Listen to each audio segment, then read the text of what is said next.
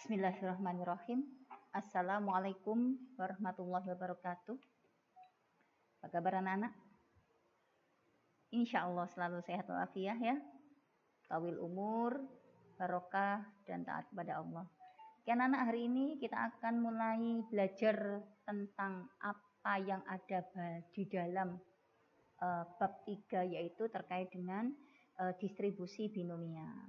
Sebetulnya anak-anak kalau kita berbicara tentang distribusi binomial, kita punya ruang lingkup. Ruang lingkupnya namanya fungsi distribusi binomial. Apa sih distribusi binomial itu? Kasarannya, distribusi binomial itu terdiri atas dua kata. Satunya bi, satunya nominal. Bi itu dua, nominal itu keadaan. Berarti nanti kita akan belajar tentang peluang-peluang dalam suatu kemungkinan atau kejadian yang dia dikelompokkan menjadi dua keadaan saja. Oke? Anak-anak, terkait dengan fungsi distribusi binomial kita punya beberapa step. Yang pertama kita akan belajar tentang konsep variabel acak. Ya, variabel acak itu apa dan sebagainya. Kemudian kita akan masuk ke distribusi dan fungsi peluang. Ya. Kemudian fungsi distribusinya, kemudian distribusi binomialnya sendiri, kemudian kita terakhir masuk fungsi distribusi binomial kumulatif. Oke, pelan-pelan saja asalkan kalian mengerti. Next, lanjut anak-anak. Yang berikutnya, sekarang kita masuk ke variabel acak. Apa sih variabel acak itu? Variabel acak atau variabel random itu adalah deskripsi numerik dari hasil percobaan. Berarti nilainya itu numerik anak-anak. Numerik itu nomor-nomor, hasil-hasil yang bulat. Dan di mana variabel acak ini ditentukan oleh kesempatan yang diberikan di dalam sebuah percobaan. Oke, biasanya dia didefinisikan di dalam ruang sampel. Itu namanya variabel acak. Oke, kenapa kok dikatakan variabel acak? Kita kan sudah tahu kemarin karena variabel acak ini hasilnya belum tentu. Atau kalau saya tulis di sini, variabel acak itu adalah ukuran atau besaran yang merupakan hasil suatu percobaan atau kejadian yang terjadi secara acak. Terjadinya acak atau untung-untungan dan mempunyai nilai yang berbeda. Oke, nanti variabel acak ini akan kita bagi menjadi dua anak-anak. Variabel acak diskrit yang bisa dihitung begitu. Kemudian yang kedua variabel acak kontinu. Oke, dari sini paham ya? Insya Allah paham. Next, berikutnya. Sekarang kita masuk macam-macam variabel acak. Sudah saya sebutkan dari tadi ya. Variabel acak itu dibedakan menjadi 3. Satu, variabel acak diskrit. Ini dari hasil perhitungan. Hitungan orang per orang atau bagian per bagian begitu. Kemudian variabel acak kontinu ini hasil pengukuran. Biasanya hasil pengukuran itu berupa interval. Ya, berupa interval, berupa desimal biasanya, tapi nggak selalu begitu. Oke, next kita lanjut langsung aja. Nah, sekarang apa variabel acak diskrit itu? Variabel acak diskrit itu adalah variabel acak yang hanya dapat mengambil nilai tertentu yang terpisah, yang umumnya dihasilkan dari perhitungan suatu objek. Misalkan jumlah siswa yang bisa masuk PTM, ya, pembelajaran tatap muka berapa orang bisa dihitung orang-orangnya. Misalkan yang masuk adalah 12 orang, misalkan yang masuk adalah 18 orang, kita hitung orangnya. Ini namanya variabel acak diskrit.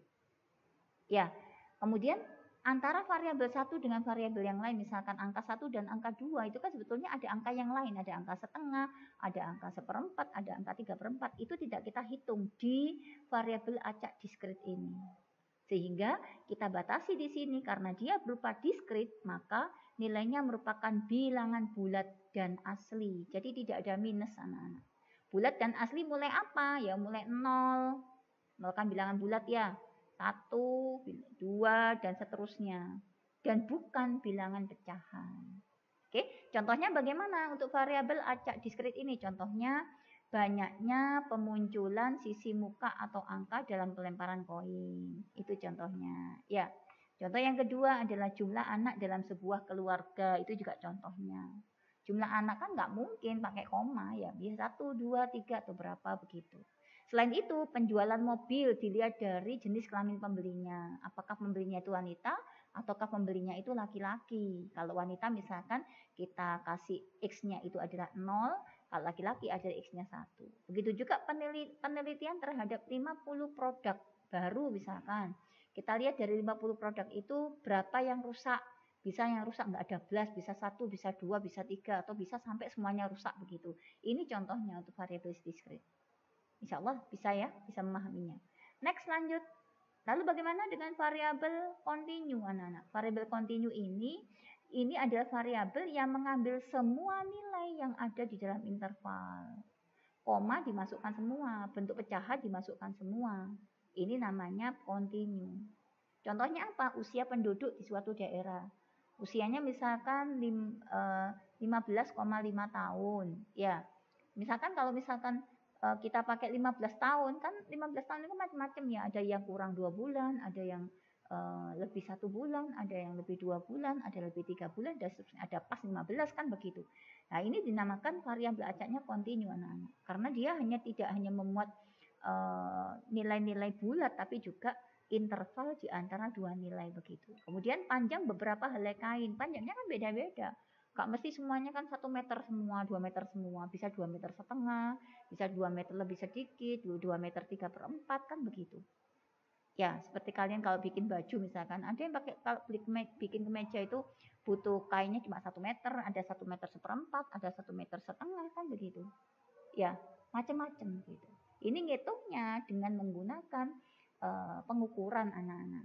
Ya, pengukuran artinya dia berupa interval. Ya, nggak hanya bilangan bulat. Contoh yang lain adalah membangun proyek perkantoran baru setelah 6 bulan. Ini prosentasenya proyek, bisa sudah berapa persen yang sudah dibangun. Sudah 10%, 50%, 80%, 90% atau berapa. Ya, prosentase itu kan nggak bulat anak-anak ya, kalau kita lihat ya. Oke, ini adalah variabel acak kontinu. Dan variabel acak kontinu ini anak-anak tidak akan kita bahas, hanya sekedar tahu saja. Ya, karena di dalam distribusi binomial kita membahas hanya variabel acak diskrit atau variabel acak yang memuat yang memuat nilai x-nya adalah bilangan bulat semua. Oke, next lanjut. Sekarang kita masuk ke distribusi peluang. Distribusi peluang variabel acak diskrit yang kontinu nggak ikut ya. Apa sih ini? Ternyata kok kita lihat distribusi peluang ini adalah suatu fungsi peluang. Emang kita itu berbicara masalah peluang anak-anak. Biasa peluang itu dinotasikan dengan Px atau bisa dinotasikan dengan Fx. Nanti yang sering kita pakai dinotasikan dengan Fx anak-anak, bukan Px. Soalnya karena kita nanti juga punya distribusi peluang variabel acak diskrit kumulatif. Kita pakai F besar. Sehingga untuk pakai P biasanya yang kalian dapatkan di matematika wajib itu di matematika peminatan untuk distribusi binomial ini kita menggunakan fx kebanyakan. Apa ini? Dia menunjukkan peluang untuk setiap nilai variabel acak. Oke, ada 2 jenis nanti itu untuk jenis distribusinya sesuai dengan variabel acaknya seperti yang sudah kita katakan tadi. Ada variabel acak diskrit, ada kontinu.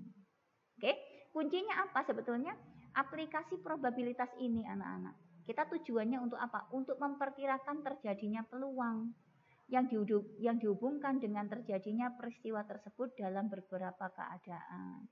Kita itu mengira-ngira kira-kira peluangnya berapa sih? Peluangnya saya itu masuk SNMPTN berapa sih? Peluangnya saya masuk jurusan ini berapa sih? Peluangnya saya paham distribusi binomial berapa sih? Itu kita berbicara masalah peluang. Oke, harapannya dengan kita itu mengetahui semua probabilitas atau semua peluang kemungkinan yang terjadi berikutnya, maka ini akhirnya akan membentuk sebuah pola, yang pola itu dinamakan pola distribusi probabilitas. Kita akan bisa memantau dari situ. Sehingga akan mempermudah untuk mengetahui probabilitas sebuah peristiwa, mana yang probabilitasnya atau peluangnya lebih besar, mana yang lebih kecil, begitu bisa kita lihat anak-anak. Oke, next. Nah, sekarang anak-anak, terus apa hubungannya sama distribusi binomial ya ini? Distribusi peluang diskrit itu ada banyak anak-anak. Oke, salah satunya adalah distribusi binomial atau yang dinamakan distribusi Bernoulli. Kenapa kok dinamakan Bernoulli? Karena penemunya namanya Bernoulli. Oke, selain distribusi binomial ada distribusi yang lain. Ada yang namanya hipergeometrik, ada distribusi Poisson, ada distribusi multinomial. Oke, tetapi bahasan ini semua kita cuma bahas satu, cuma ini saja. Insya Allah pembahasan yang lain akan kalian bahas di perguruan tinggi negeri. Oke anak-anak, next. Nah sekarang coba kita lihat buku paket halaman 100 berapa ya? Coba kita lihat contohnya saja, halaman berapa ini? Buku paket halaman sebelum latihan siswa, halaman 68 ya.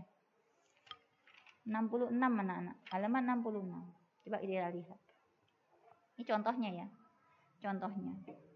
Contohnya pada percobaan pelemparan sekeping uang logam sebanyak 4 kali, dengan A menyatakan munculnya angka dan G munculnya gambar, maka diperoleh uang sampel seperti apa. Jadi saya ini punya percobaan. Ya, saya tulis di sini ya. Percobaannya. Mana ini kursornya? Saya ganti pulpen aja nak ya, hitam. Biar enak. Ya. Percobaan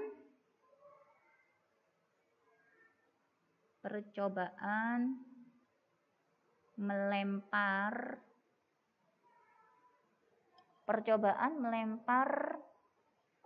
uang logam sebanyak 4 kali. 4 kali. Oke. Yang ditanya adalah apakah ruang sampelnya. Nah, sekarang kita lihat percobaan melempar uang logam sebanyak 4 kali ini kejadian saling lepas atau kejadian saling bebas. Ya, kejadian saling bebas. Karena melempar uang logam pada pelemparan pertama tidak akan mempengaruhi hasil pada pelemparan kedua dan pelemparan seterusnya. Berarti dikatakan bahwasanya percobaan ini adalah percobaan ini dinamakan percobaan atau kejadiannya adalah kejadian saling bebas. Oke. Kalau misalkan ditanya ruang sampelnya bagaimana? Ya gampang saja kita. Ruang sampelnya percobaan pertama, misalnya pelemparan pertama ya. Ketika sebuah koin itu kita lempar, maka kemungkinannya ada 2. Kemungkinannya bisa muncul angka, ya. Kemudian yang berikutnya dia bisa muncul gambar. Kan gitu anak-anak. Ya. Kemudian pada pelemparan kedua, maka bisa jadi angka ini akan muncul angka. Ya, yang pelemparan pertama itu muncul angka, bisa jadi nanti muncul angka kembali. Kemudian bisa jadi dia itu muncul gambar. Nah, di akar pohon ya. Begitu juga yang gambar. Yang gambar bisa jadi untuk pelemparan pertama dia muncul gambar, pelemparan kedua dia bisa muncul angka, pelemparan atau bisa dia muncul gambar. Oke. Kemudian pelemparan ketiga anak-anak ternyata yang sudah muncul angka dengan angka ini juga masih punya 2 kemungkinan. Yaitu dia bisa muncul angka, bisa muncul gambar. Oke, ini juga sama. Dia bisa muncul angka, dia bisa muncul gambar. Oke, ini juga sama. Yang muncul gambar dengan angka, pelemparan berikutnya bisa jadi kemungkinan bisa, ini bisa angka, sebentar. Saya hapus dulu biar bagus.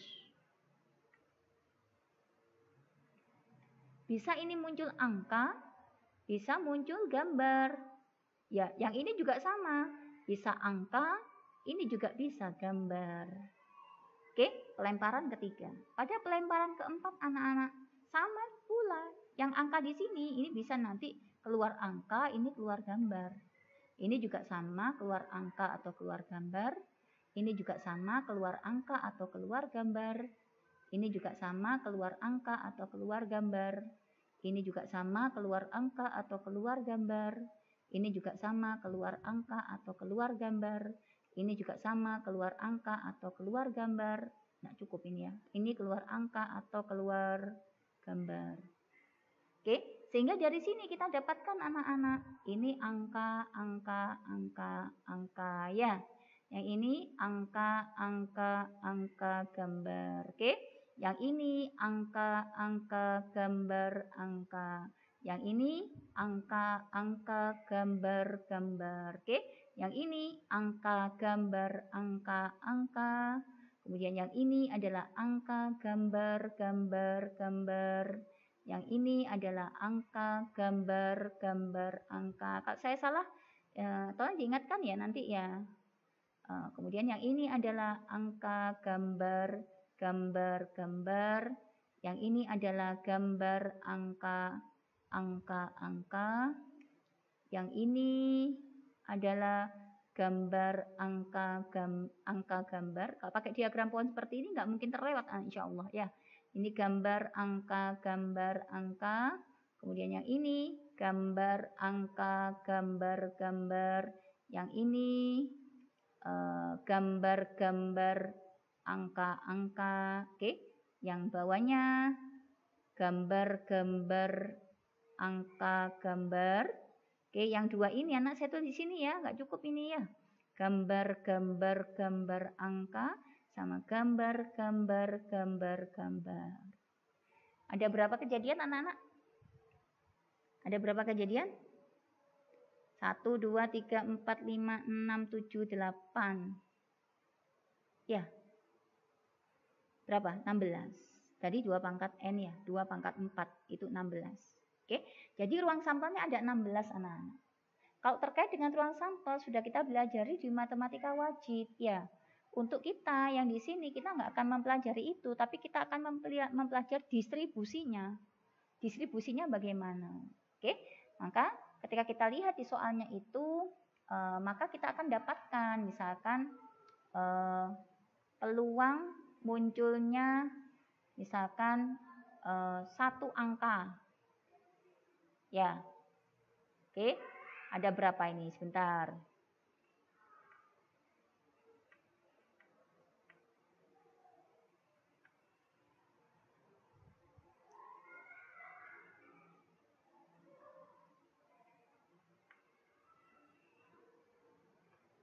Oke, sekarang kita coba anak-anak, kita coba misalkan sesuai dengan yang ada di situ. Sebentar ya. Oke, yuk kita coba ya.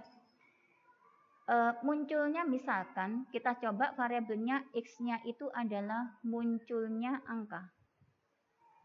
Muncul angka. Angka itu adalah A. Ya. Oke. Nah, ini berarti 4 angka ya. Berarti kalau X-nya 4 angka, ada berapa kejadian? 1 tok. Iya, 1 kejadian. Oke, kalau misalkan muncul 3 angka, ada berapa kejadian? 1, 2, oke, 3. Sudah ya? Ada 3. Angkanya ada 3. Ada lagi?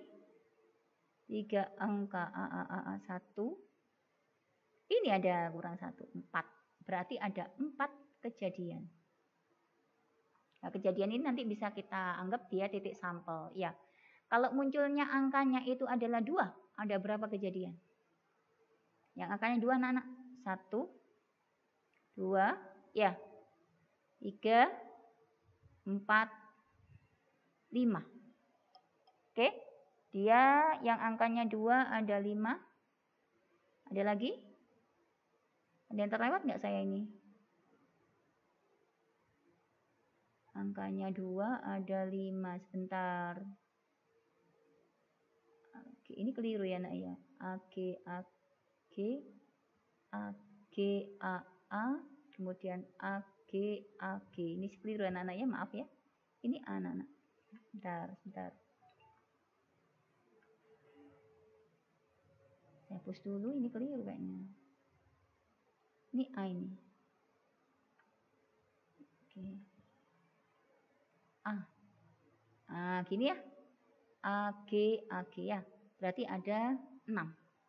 6 kejadian. Oke. Kalau X-nya sama dengan 1 angka ada berapa?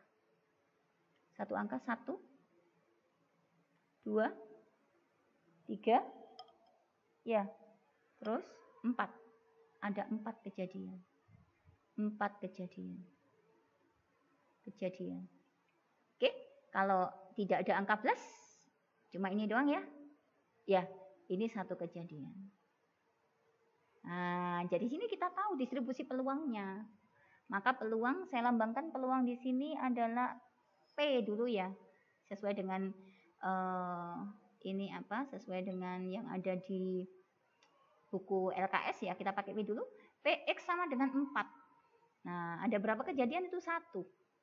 Dibandingkan dengan ruang sampelnya tadi berapa? 16.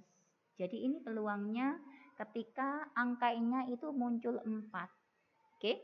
Kejadian angkanya muncul 3. Ada berapa berarti? 3 berarti 4 dibagi dengan sampelnya 16. Ya, atau dia 1/4. Boleh begini. Oke. Kejadian munculnya angkanya adalah 2. Maka, yuk, angkanya 2, 6 kejadian dibagi 16. Ya, biar penyebutnya sama, nggak usah kita kecilkan saja ya. Biar enak, biar sama-sama gitu ya. Nah, gini aja ya. Kemudian, PX2, kemudian di sini ya. P kejadian X-nya, maksudnya angkanya cuma 1. Ada berapa? 4 kejadian, berarti 4/16. Oke. Kemudian P X-nya 0, tanpa ada angka sama sekali, adalah 1/16. Oke.